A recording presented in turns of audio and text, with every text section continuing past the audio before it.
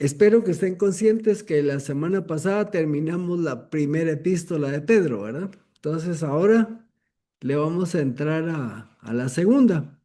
No creo que la terminemos antes del receso de fin de año, pero por lo menos arrancamos. El último estudio estaba entre los personajes que menciona Pedro, estaba Silvano, y decíamos que era, muy factiblemente era Silas, aquel que había sido compañero de Pablo en uno de sus viajes misioneros. Ahora vamos a ver algo, hay un pequeño pasón de pincel con esta segunda epístola y algo con el estilo de escritura. Pero vamos a empezar orando y así iniciamos. Oremos.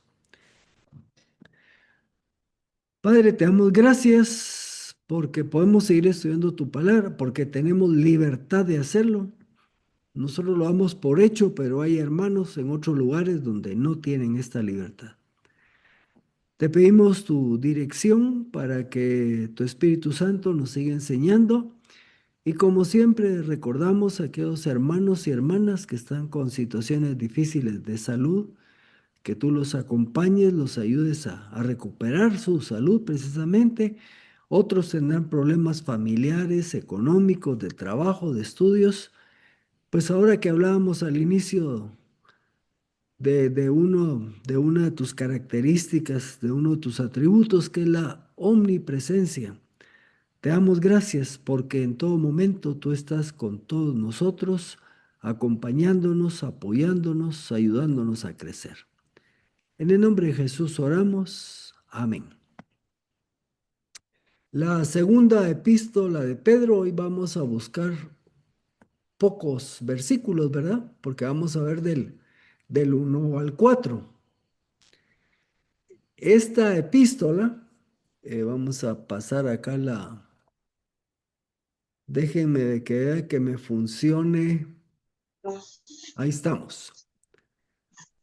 En la primera epístola, la de Pedro, vimos que el tema, llamémosle que abarcaba la mayor parte, tenía que ver con el tema de las amenazas externas, entiéndase la persecución. Este grupo de hermanos a los cuales se escribió la primera epístola estaban experimentando persecución. Como creyentes eran personas diferentes, tanto por su manera de ser, como también porque pues, no seguían la corriente de las creencias y maneras de ser de la cultura que les rodeaba. Así que estaban experimentando presión, amenaza externa. En segunda de Pedro, él como pastor, pues ahora se enfoca siempre en cuidar a las ovejas, en este caso, de las amenazas internas. Y estas amenazas internas, no lo vamos a ver hoy, pero vendrá más adelante, tenía que ver con los falsos maestros. Aquí voy a hacer una mención porque como estamos empezando con una epístola nueva, siempre vemos un poco del autor, de fecha, a quién se le escribió, dónde estaba, ¿verdad? Aquí anoto algo que dice el problema de la crítica bíblica. Bueno, la crítica bíblica moderna, a diferencia de una que se llama premoderna, es el uso del análisis crítico para entender y explicar la Biblia, pero note lo que puse ahí en otro color. Dice, entender y explicar la Biblia sin apelar a lo sobrenatural. A esto es a lo que se le llama crítica bíblica moderna. Durante el siglo XVIII, cuando comenzó como crítica histórico-bíblica, se basó en dos características distintivas. Número uno, la preocupación científica de evitar el dogma. Un dogma es una verdad que se tiene que creer sin discutir. Así que ellos querían evitar el dogma y el sesgo mediante la aplicación de un juicio neutral. O sea, dicen, no vamos a ir con ideas preconcebidas. Claro, sí iban, porque su idea preconcebida era la razón. Ellos decían que no iban a ser sectarios y como dije, se iban a basar en la razón para el estudio de la Biblia. Pero si yo me acerco a la Biblia creyendo solo lo que la razón me diga, ya estoy teniendo un sesgo. Bueno, pero así es como ellos se enfocaron. Y el segundo elemento que distingue a esta crítica bíblica es la creencia de que la reconstrucción de los eventos históricos detrás de los textos, así como la historia de cómo se desarrollaron los propios textos, conduciría a una comprensión correcta de la Biblia. Notemos algo. Dice siglo XVIII, o sea, por los años 1700 y pico, entrando al siglo XIX, los 1800, este movimiento de crítica bíblica empieza en Alemania y muy probablemente estos fulanos venían de una teología luterana, aunque en mi opinión personal es que ya estos tenían la religión tradicional, pero ya no habían nacido de nuevo. Estos no considero que eran creyentes genuinos. Por eso abordaron el tema de la escritura basándose en la razón, eliminando lo sobrenatural. Esto que les estoy mencionando solo es para darle contexto de esta primera diapositiva. Autoría. Vamos a estudiar Segunda de Pedro. Así que si nos preguntamos, ¿quién escribió Segunda de Pedro? Pues usted diría, pues lo más lógico, el mismo que escribió Primera de Pedro. Y aquí en Segunda de Pedro, ¿quién dice que le escriba? Pues ahí aparece en el primer versículo Simón Pedro. Recuérdense que los nombres de Simón, el original, era Simón. Ese Simón era una derivación del nombre Simeón, que era el nombre de uno de los hijos de Jacob y nombre de una de las tribus de Israel. Fue Jesús el que le agregó su segundo nombre, que le puso Pedro. Y Pedro era en griego Petros y quería decir una piedra pequeña. Así que aquí se identifica quién escribe Simón Pedro, con sus dos nombres, el arameo y el griego. Sin embargo, algunos, principalmente estos que yo les decía de la crítica textual, de la sí, crítica bíblica, han objetado de que no fue Pedro. Pero ¿por qué dicen que no fue Pedro? Ah, es que porque posiblemente para cuando esta epístola se escribió, Pedro ya no estaba, entonces no puede ser él. Eso no tiene buen fundamento. Otros dicen, es que el estilo como está escrita Segunda de Pedro difiere del estilo literario y el uso del lenguaje griego que tiene la primera epístola. En este caso, algunos dan alguna explicación. Por ejemplo, bueno, lo que pasa es que la primera, quien se la escribió, a quien se la dictó, fue a Silvano, a Silas. Así que se considera que Silas era un hombre bien preparado en el griego y tal vez le hizo unos refinamientos gramaticales de redacción. Y algunos dicen posiblemente la segunda epístola ya la escribió directamente Pedro y por eso se nota cierta variante, pero es el mismo Pedro. Luego algunos dicen, no, pero es que menciona, por ejemplo, dice, aquí vamos a ver más adelante que Pedro hace referencia a los escritos de Pablo. Y entonces dicen algunos, es que para cuando se supone que le escribió Pedro, todavía no estaban todos los escritos de Pablo. Sí, sí es cierto, pero sí ya circulaban algunos y posiblemente a esos hace referencia Pedro. Bueno, en fin, concluimos con esto. Segunda de Pedro quedó firme en el canon del Nuevo Testamento. Así que, ¿quién escribió Segunda de Pedro? Simón Pedro. En cuanto a la fecha, lugar de escritura y destinatarios, se considera que la fecha posible fue en el año 67 o 68 después de Jesucristo. En esta época el emperador era Nerón.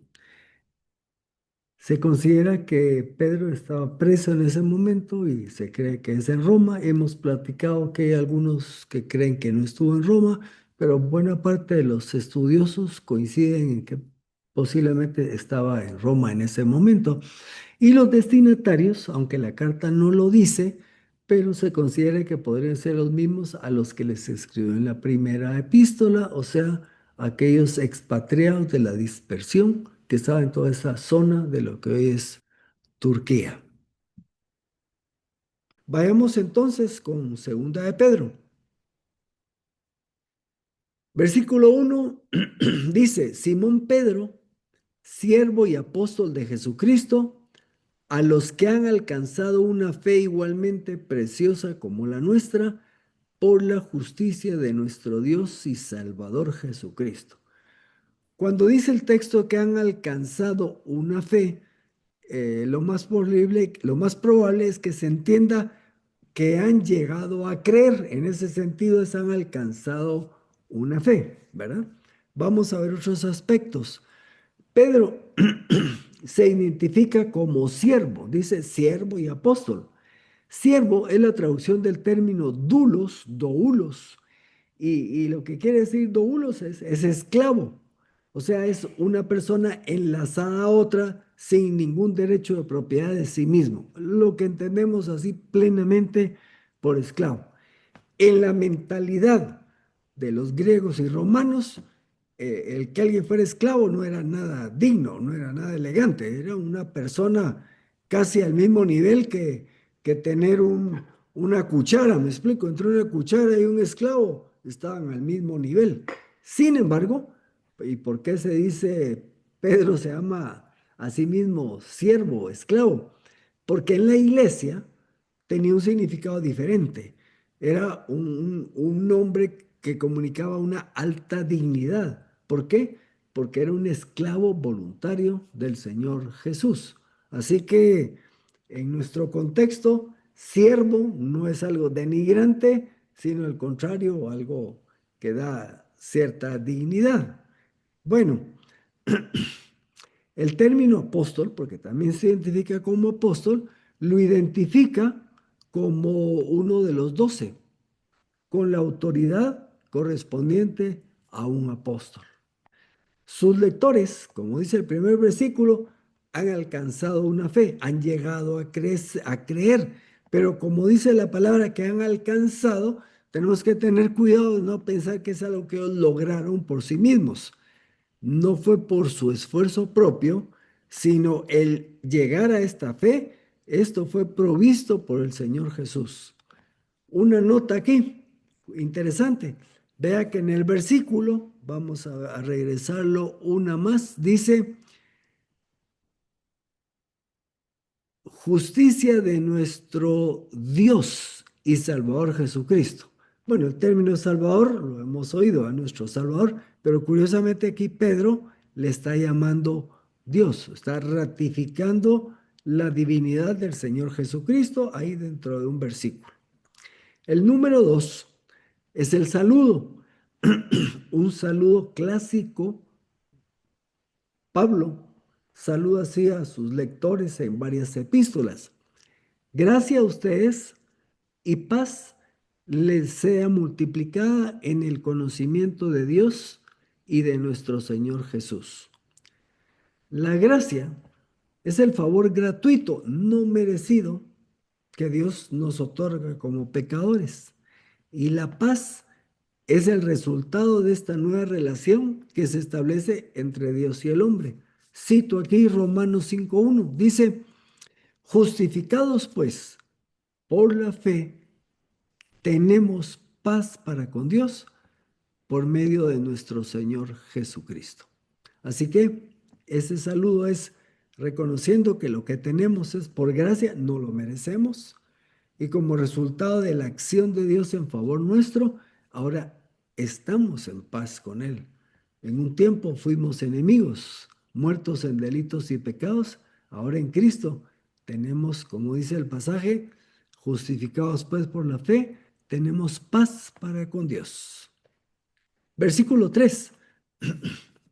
Su divino poder nos ha concedido todas las cosas que pertenecen a la vida y la piedad, por medio del conocimiento de aquel que nos llamó por su propia gloria y excelencia. Con un color como anaranjadito puse dos detalles, la vida y la piedad, y por medio del conocimiento. En el caso del conocimiento, hay dos palabras, voy a explicar ahí más adelante, que se pueden traducir como conocimiento. Una es con G, gnosis, y la segunda, que es la que aparece en este versículo, es epignosis. Ambas pueden traducirse como conocimiento, pero la segunda, la que está aquí, es un conocimiento que se adquiere por una experiencia de contacto, ¿verdad? Y vamos a ver qué quiere decir. Dios, con su divino poder, nos ha dado todo lo necesario. Voy a regresar al pasaje.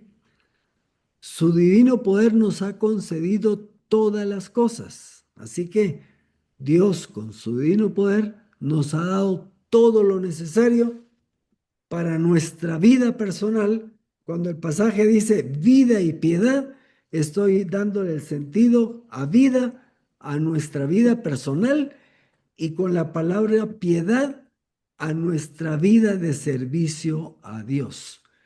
Ok, ¿qué necesitamos para vivir la vida cristiana? Lo que necesitamos, dice que Dios ya nos lo ha dado, nos ha dado la herramienta, los recursos para nuestra vida personal y nuestra vida de servicio a Dios.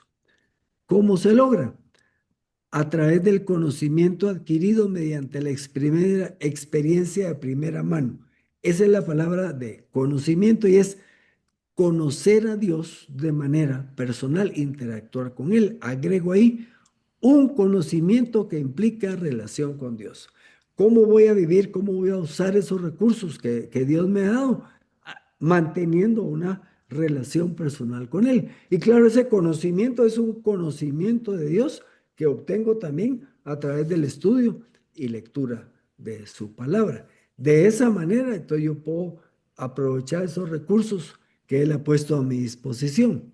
Nuestro versículo 4, que es con el que vamos a terminar y vamos a buscar unos ejemplos de aplicación, dice, mediante ellas, o sea, todas estas cosas, ¿verdad? Que el Señor nos ha provisto, agrega, nos han sido dadas preciosísimas y grandísimas promesas para que por ella ustedes sean hechos participantes de la naturaleza divina después de haber huido de la corrupción que hay en el mundo debido a las bajas pasiones. Bueno, notemos aquí en este versículo. Dios nos ha dado los recursos para vivir la vida personal y la vida de servicio a Él. Vale, ahí está. ¿Y qué recursos me ha dado para eso? Me ha dado, dice, preciosas y grandísimas promesas. Vamos a tomar en cuenta esto para lo que vamos a aplicar. Para que por medio de estas promesas, dice, ustedes sean hechos participantes de la naturaleza divina. Ok, cuando yo me apropie de esas promesas, voy a estar en un proceso, dice ahí, que me hago participante de la naturaleza divina. Vamos a explicar a qué se refiere con eso. No es que nos vamos a volver Dios, pero va a haber un proceso de desarrollo. Pero esto se va a dar una vez hemos dejado algo, habiendo huido de la corrupción que hay en el mundo debido a las bajas pasiones. O sea, quiero crecer y quiero disfrutar de esas promesas, hay algo que tengo que dejar, que es lo que dice aquí, la corrupción que hay en el mundo debido a las bajas pasiones. Expliquémoslo un poco más. La vida cristiana no es una vida estática, es dinámica. Eso quiere decir, muy bien, ya creí en Cristo, mis pecados fueron perdonados, soy salvo, voy a tener vida eterna. Me dedico a descansar y a dormir. No, eso es una vida estática. Una vida dinámica es una vida de cambio. Lo que Dios quiere y lo que Pedro nos está transmitiendo es que nuestra vida debe empezar o mantenerse en un proceso de crecimiento continuo. Para eso es que conocemos, experimentar, por la experiencia del Señor, conocemos su palabra, por eso nos dejó promesas para que estemos en un proceso de continuo crecimiento. Se espera que hay un abandonar de lo pasado, o sea, la corrupción del mundo, para que caminemos hacia la participación en la naturaleza divina, o sea, la búsqueda de la madurez en la vida cristiana. La pregunta es, ¿cómo? Pues una de las respuestas que nos da Pedro es haciendo efectivas las promesas que Dios nos ha dejado. Y con esto vamos a sacarle una parte práctica con unos 3 ejemplos de la Biblia para que podamos llevarlos y aplicarlos en casa. A ver, ustedes conocen este documento, ¿verdad? Es un conocido comúnmente como un cheque. Se le llama también un medio de pago. Bueno, ese cheque es un ejemplo, ¿verdad? Ya veo que dice emisor anónimo. Dice que ese cheque, vamos a decir que es una promesa. Cuando usted recibe un cheque, por ejemplo, este dice que es de 1.300 quetzales. Ok, en el momento que usted tiene el cheque en sus manos y está a su nombre, el cheque físico es una promesa. ¿Cuándo se hace realidad la promesa que contiene ese cheque? Precisamente cuando usted lo hace efectivo. Cuando usted se va al banco, llega a la ventanilla, entrega el cheque y le dan en efectivo, en ese momento se hizo realidad, se cumplió la promesa que estaba en ese cheque. De la misma manera, como nos dice Pedro aquí, Dios nos ha dejado preciosísimas promesas. Vamos a ver cómo es que podemos hacerlas efectivo. Veamos 3 pasajes. Mira, me siento sumamente agotado, tenso, necesito descanso, me puede decir usted. Ok, pues hay una promesa en Mateo 11:28. ¿Qué dice? Jesús dice, vengan a mí todos los que están fatigados y cargados, y aquí está la promesa, y yo los haré descansar. Bueno, para hacer efectivo el cheque, usted tuvo que ir al banco para cambiarlo por efectivo. ¿Cómo cobro esta promesa de Mateo 11:28? Ahí en medio turquesa se los resalté. Vengan a mí. La promesa está, pero si yo no voy a Jesús, entonces no se va a hacer efectivo. O sea, necesito descanso. Sí, pero para eso, para que el Señor pague esta promesa, necesito ir a Él. Y es así como entonces se hace efectiva su promesa de proveernos descanso. Veamos un segundo ejemplo. Está usted todo tensionado, estresado, ansioso, anhela paz. Veamos qué dice este pasaje, Filipenses 4:6-7. Por nada estéis afanosos, más bien presenten sus peticiones delante de Dios en toda oración y ruego con acción de gracias. La promesa y la paz de Dios, que sobrepasa todo entendimiento, guardará sus corazones y sus mentes en Cristo Jesús. La paz de Dios guardará sus corazones y sus mentes en Cristo Jesús. Muy bien, qué linda promesa. Estoy con ansiedad, estoy afanado. Quiero que eso se vaya. Quiero tener paz en mi mente y en mi corazón. ¿Cómo cobro esta promesa? Aquí está, ahí se los puse otra vez en turquesa. Presenten sus peticiones delante de Dios. O sea, tengo que acercarme en oración y decirle, Señor, esto y esto es lo que me está pasando. Me tiene tensionado. A veces ni siquiera sé exactamente qué es, pero no estoy bien. Y cuando yo voy con Él en oración, ruego y acción de gracias, entonces la promesa se cumple. Porque entonces Él va a proveer paz que cuida el corazón y la mente en Cristo Jesús. Y un tercer ejemplo, si yo les preguntara, ¿a cuántos de ustedes quieren que las cosas les salgan bien? Pues puedes suponer que todos van a levantar la mano. Sí, yo quiero que me vaya bien. No creo que haya alguien que esté tan loquito que diga, quiero que me vaya mal, ¿verdad? No. Sí, queremos que nos vaya bien, nos gustaría tener éxito, ¿ok? Busquemos la promesa, el pasaje, Josué 1:8. Nunca se aparte de tu boca este libro de la ley. Más bien medita en él de día y de noche para que guardes y cumplas todo lo que está escrito en él. Aquí está la promesa al final. Así tendrás éxito y todo te saldrá bien. Quiero que las cosas me vayan bien, quiero que mi vida camine bien. Sí, quiero que camine. Entonces, ¿qué tengo que hacer? Ahí hay una promesa. Dice, no se aparte de tu boca este libro de la ley, medita en él de día y de noche y practica lo que en él está escrito. Si haces eso, tendrás éxito y todo te saldrá bien. Así que podemos resumir diciendo que Pedro más adelante hará las advertencias contra los falsos maestros, pero primero nos está preparando. ¿Para qué? Para que profundicemos en el conocimiento de Dios por medio de nuestra relación personal con Él, para que deseemos caminar hacia la madurez cristiana, haciendo efectivas las promesas de Dios en nuestras vidas, acudiendo a las Escrituras para hacerlas efectivas. Así que llegamos hasta acá. Vamos a poder platicar un poco más. De momento, como siempre, deseamos un buen descanso.